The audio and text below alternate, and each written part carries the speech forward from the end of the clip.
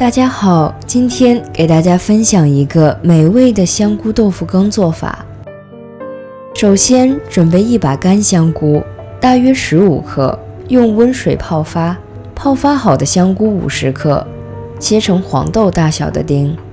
准备嫩豆腐100克，切成花生大小的丁。碗中打入2个鸡蛋，大约90克，打散备用。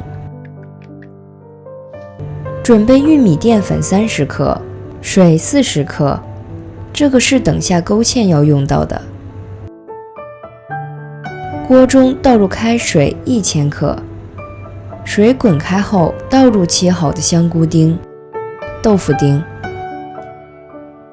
再次煮开后转小火，盖上锅盖焖煮10分钟。打开锅盖，加入盐2克，鸡汁10克。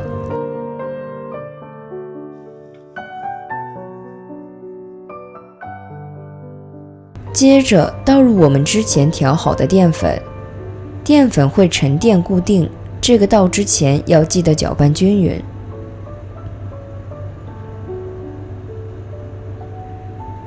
大火煮开后淋入鸡蛋液，要打圈淋入，不要一下子倒得过多。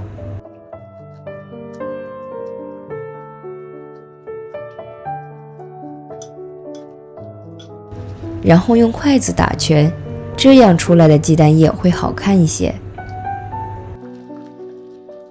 之后放入枸杞4克，芝麻油10克，最后撒上香菜10克，好喝又营养的香菇豆腐羹就做好了。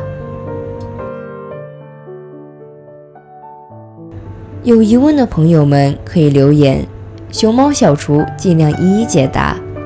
谢谢观看，我们下次见喽。